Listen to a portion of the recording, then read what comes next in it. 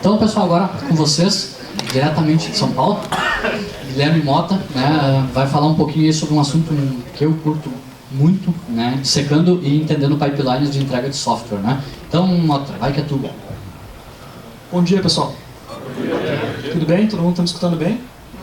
Diretamente de São Paulo, porque eu dormi muito pouco entre esses dias. Eu estava numa outra conferência dando palestra, eu voltei aqui por causa do DevOps Days. É a primeira vez em Porto Alegre. Eu gosto muito de DevOps e é um assunto que eu tenho muitas opiniões bem fortes e bem diversas de muita gente, então eu gosto de compartilhar até para receber feedback e construir conhecimento em cima disso. Meu nome é Guilherme Mota, eu sou Agile Coach no Sicredi, já passei por algumas empresas aí que apresentaram também aqui alguns cases bem legais. E hoje eu quero tentar convencer vocês de que pipelines são muito importantes e a gente sabe muito pouco sobre pipelines. Aqui estão os meus contatos, Gmail, Twitter, LinkedIn. Eu nunca posto nada do meu cachorro, filhos, nem nada, então é só coisas de trabalho. Quem tiver interesse pode me acompanhar também. Bom, DevOps é isso aqui, né? Eu pego um desenvolvedor ágil, coloco ele para dar a mão com alguém que trabalha com infraestrutura. Nesse momento surge um arco-íris atrás deles e a gente tem DevOps. É isso, né? Mas em muitas empresas é difícil de fazer esses caras darem a mão. Aí o que a gente faz? A gente constrói a área de DevOps. Legal isso, né? A gente constrói uma torre de DevOps. A gente contrata um engenheiro DevOps, alguém que a gente traz do mercado, aí, que conhece as ferramentas, passou por algum projeto, usou o trial da AWS, então já se tornou um DevOps, né? E aí a gente traz eles para a nossa empresa, coloca todo mundo para dar a mão e para trabalhar com isso. Bom, pessoal, isso não é DevOps. Eu acho que já falaram um pouquinho disso e eu estou repetindo para tentar convencer vocês de que DevOps é algo muito maior do que criar uma área ou que um papel. Quando a gente faz isso, de pegar os profissionais e dar a mãozinha para trabalhar um do lado do outro e acha que é DevOps, acontecem umas coisas bem legais na empresa, tipo isso aqui. O DevOps, ou a duplinha, tá automatizando tudo, tá fazendo tudo, tá tranquilo, põe em produção porque eu escrevi um teste aqui unitário que integra com o meu banco de dados, que tá bem legal e eu tenho certeza que vai funcionar. E aí acontece isso aqui com os profissionais da segurança, né? O cara fica todo sujo lá, não consegue garantir nem fazer o seu trabalho em função do que acontece dentro do time. O time é tão autônomo e tão independente que não pensa na organização, nas consequências e nos impactos que podem gerar. Essa figurinha aqui é bem famosa. Alguém já viu essa figurinha? Todo mundo, né? DevOps é desenvolvimento de software, operações, infraestrutura, garantia da qualidade. Juntando essas três coisas, eu tenho DevOps. Certo? Quem aqui acha que está certo ou gosta disso, faz um joinha aí. Algumas pessoas. Legal. Eu não gosto dessa figura. Eu acho que essa figura é uma abstração, e abstrações sempre deixam de lado uma série de fatores, uma série de coisas que nos confundem. Recentemente eu fui numa conferência na XP 2016, uma conferência de Extreme Programming, em Edimburgo, na Escócia, e eu vi uma palestra onde foi apresentado um case de DevOps na empresa. E o resumo da palestra, com outras palavras, para ser bem objetivo e pragmático, é que os desenvolvedores deram a mão com o pessoal de infraestrutura e eles começaram a colaborar e trabalhar juntos. Imaginem que loucura! Os caras da mesma empresa trabalhando juntos. É um negócio... Duas áreas diferentes se ajudando. Tá louco, né, cara? É um negócio muito louco. E aí acabou a palestra, levantei a mão e perguntei, e a área de negócio? Não, a área de negócio continua tudo igual. Não teve nenhuma mudança, não teve nenhum benefício, é outra área. DevOps, pessoal, é justamente isso, tá? É a gente conseguir integrar essas múltiplas esferas, essas múltiplas áreas, esses múltiplos profissionais e quebrar essas barreiras. Então, assim, se na minha área eu tenho uma área de qualidade e uma área de desenvolvimento, se eu estou trabalhando com DevOps, eu deveria juntar essas duas pessoas e criar uma área de encantar o cliente. Essa figurinha aqui eu roubei de outra pessoa, né, que fez. Não dei os créditos também, porque eu fiz os slides agora de manhã. Quando eu colocar online, eu coloco os créditos, eu prometo. E aqui tem uma outra abstração que também é ruim. O que eu fiz? Eu peguei qualidade, desenvolvimento e operações e adicionei negócio. E aqui a gente tem outras coisas que também são importantes para DevOps, para Continuous Delivery. Certo? Convenci vocês? Ninguém balançou a cabeça. Acordados estão, porque de olhos abertos vocês estão. Beleza. Eu acho que ainda está faltando algumas outras esferas para a gente dizer o que é DevOps. E essas esferas não são áreas diferentes, do tipo, a gente precisa inovar, então vamos criar a área da inovação na nossa empresa. Aí quando a gente tiver a área da inovação, a área de User Experience, a área de DevOps, é justamente contra o conceito. O conceito é não ter a área, difundir esse conhecimento e essas atitudes, essas habilidades, essas práticas fazerem parte de todos dentro da organização. Beleza? Então agora eu vou falar de pipelines. Não, Lean. Jidoka é o conceito da autonomação. Já ouviram falar sobre isso? Acho que sim, tem umas cabeças balançando. Ou ele está embalando o soninho, ou ele está concordando. Autonomação é automação mais interação. Ah, legal, eu sou um cara interativo e tal, conversa, falo com os outros. Mas a gente fez TI. A gente fez TI para trabalhar com máquina, não com pessoas, né? Eu tenho uma notícia ruim para dar para vocês. Quando a gente fala aqui em interação, é interação humana. Tem que falar com as pessoas, tem que lidar com as pessoas, tem que entender com as pessoas. Droga, eu vou trocar de curso. Eu acho que eu fiz o curso errado. Eu deveria ter estudado, sei lá, psicologia, alguma outra coisa que me ajuda muito hoje no meu trabalho, esses conceitos que eu tenho que correr atrás e estudar. Agora sim, pipelines. Vocês viram que eu errei só dentro dos slides aqui, né? Mas tudo bem, vamos lá. Pipeline, se a gente traduzir, é um cano que geralmente fica embaixo da terra, que transporta alguma coisa. Óleo, gás, enfim, qualquer coisa. E é uma analogia que faz sentido para o nosso contexto de desenvolvimento de software. Por que a gente quer? A gente quer pegar o desenvolvedor, o código que ele está produzindo, e percorrer um caminho, um workflow, que é um conjunto de atividades e de etapas para atingir um objetivo específico, que é colocar o código em produção. Certo? Depois eu vou explicar por que coloquei essa figura aqui. Que eu falei, né? Colocar o código em produção. E aí tem outro conceito que é bem importante, que é o cycle time. O que é o cycle time? O cycle time é o tempo que demora para o código sair da máquina do meu desenvolvedor e chegar em produção. Esse não é o único uso de cycle time. Dentro da minha pipeline eu vou ter uma série de etapas. Vou mostrar para vocês depois. Aqui eu vou ter uma primeira etapa, uma segunda etapa, uma terceira etapa. Cada etapa dessas vai ter o seu próprio cycle time. O Aquiles estava falando aqui na palestra deles que a primeira etapa deles demora em média 10 minutos. Então o cycle time daquela etapa é 10 minutos. O cycle time de chegar em produção do ônibus é 1 hora, desde a saída da máquina do cara até a produção é 1 hora. Então o cycle time do pipeline deles é 1 hora para chegar em produção. Tá claro até aqui? Isso é importante porque vocês têm que entender na pipeline de vocês qual que é o cycle time da pipeline toda e de cada etapa para conseguir otimizar isso. Por exemplo, outro exemplo legal, quando você estava falando que demora 20 minutos a suíte de testes de aceitação e que já roda em paralelo, cara, deve ser muito complexo o cenário de vocês, vocês devem ter que criar muita coisa, muita máquina, muito banco de dados, muita dependência, porque não é o cenário comum de um sitezinho web lá, de uma lojinha e-commerce, é algo mais complexo. Então esse é o tipo de smell que vocês podem identificar na pipeline de vocês e dos outros, para entender o contexto de vocês e aplicar. Outra coisa bem importante também. Foi muito boa a palestra de vocês, eu gostei bastante, mas não adianta vocês chegarem na empresa de vocês segunda-feira e dizer: gente, vamos usar o conceito do ônibus. É assim, a primeira etapa a gente faz isso, depois a gente faz isso, e copiar exatamente o que eles fizeram. Porque aquilo que eles fizeram foi, ao longo dos 5 anos, entender o problema e o contexto deles para aquela aplicação e para aquele produto. E isso é importante falar de pipeline, porque tem muitos cenários e contextos diferentes. A gente vai aprendendo sobre pipeline conforme a gente vai passando nos projetos, a gente vai vendo realidades diferentes e acumulando esses conhecimentos, mas é difícil de compartilhar essa visão mais alto nível do todo. Então vamos lá. uma primeira etapa da nossa pipeline pode ser um verificador de sintaxe.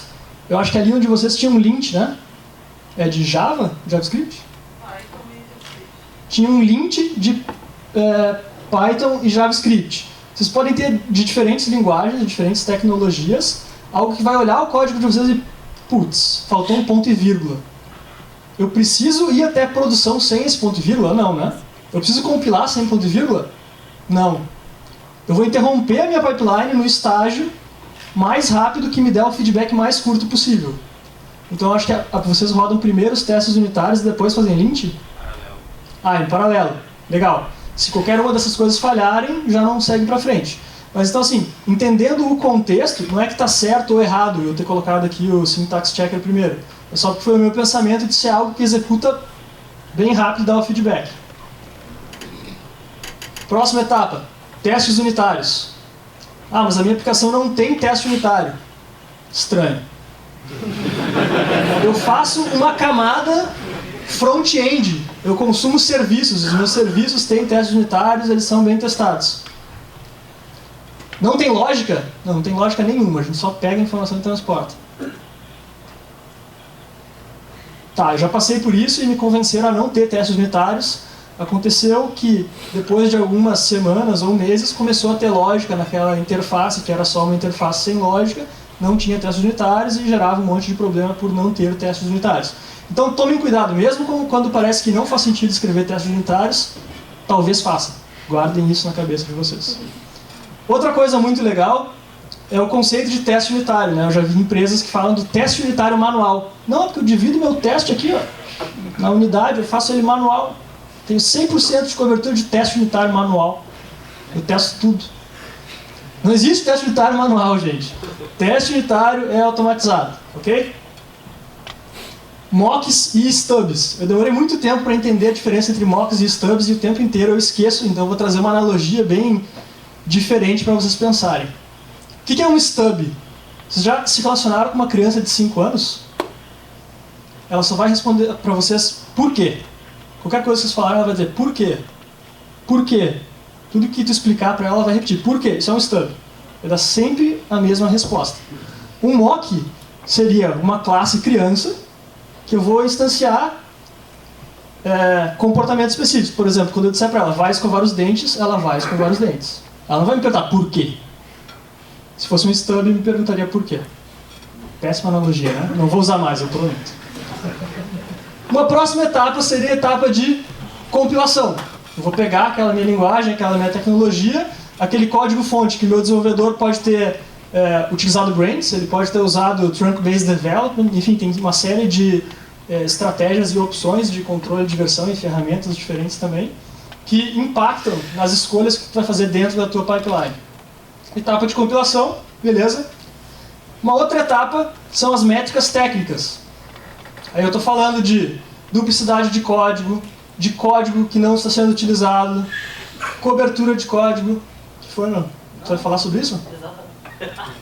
Então eu vou falar disso, pronto. Vou contar uma história, um case real.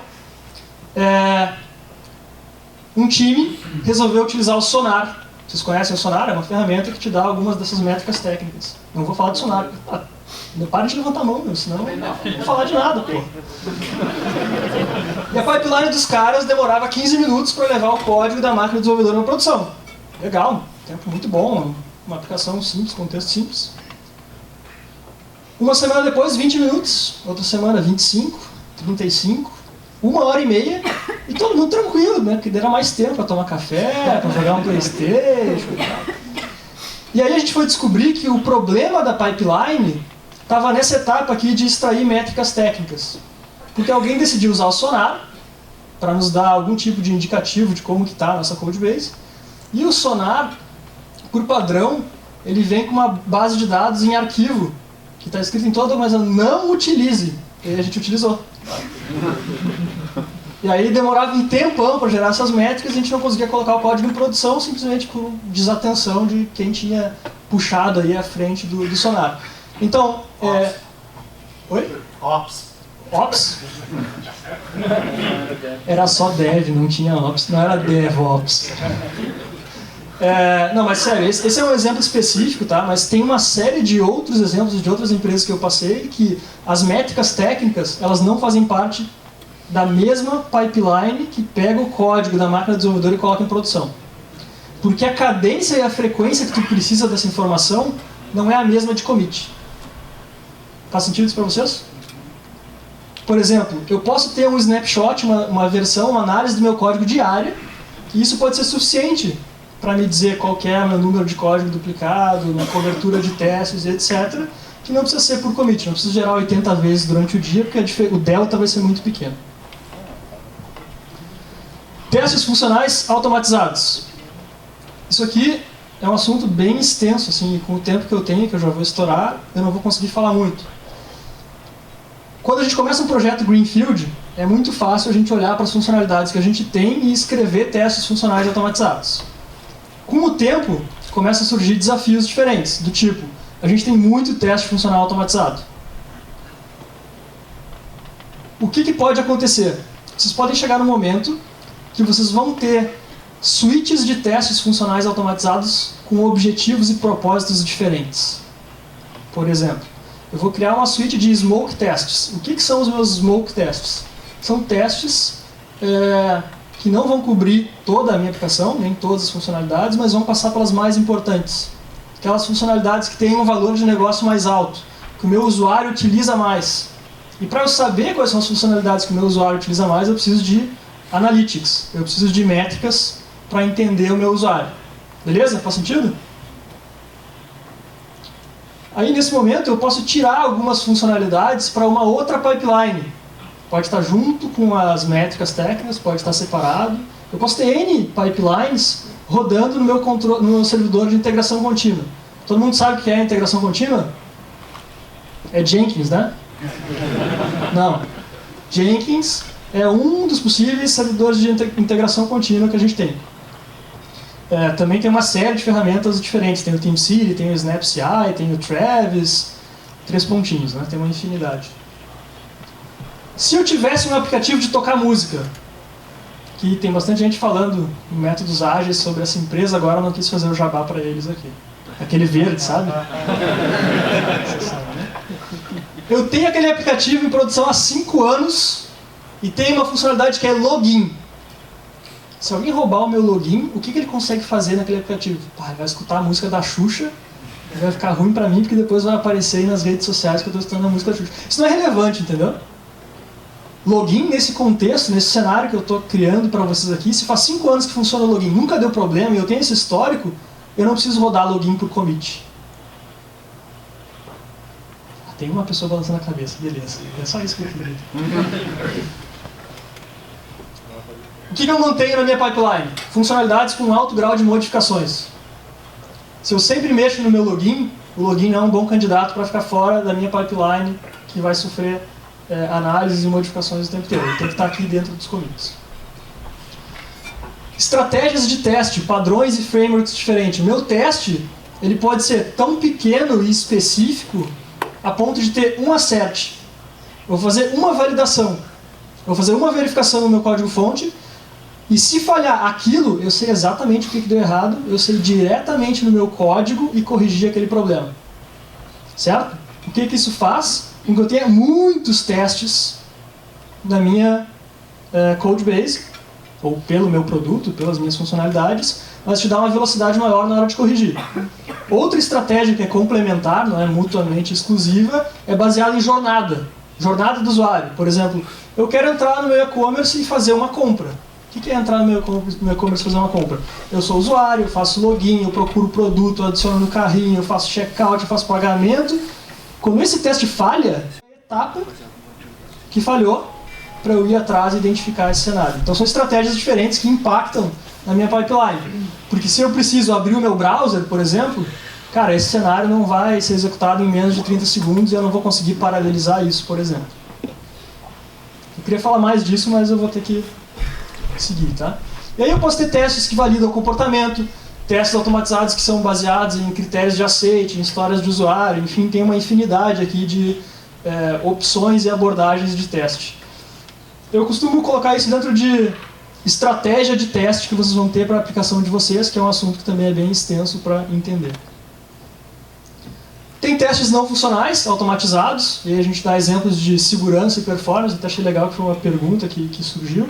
Pode estar aqui na minha pipeline, ou até fora dela, um teste de penetração que vai analisar a minha aplicação para ver se ela está segura ou não. Isso não exclui que eu tenha testes manuais de segurança. Então são coisas complementares que pode fazer sentido para o meu produto e pode não fazer sentido para o meu produto. Performance parecido.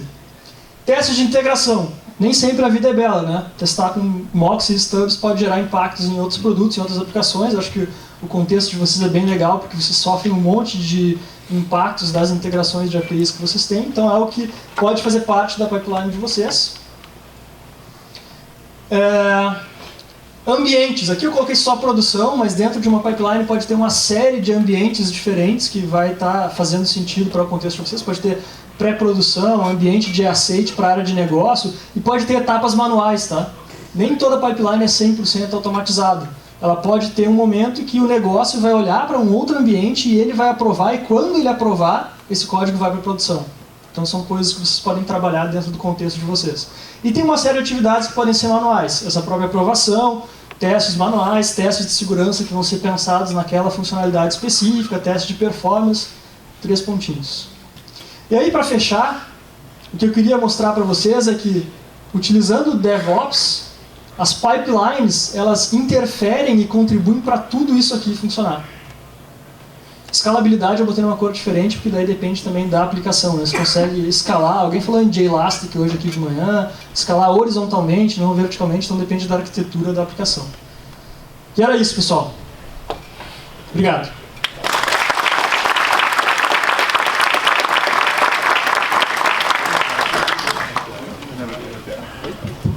Pessoal, acho que tem mais um minutinho para pergunta.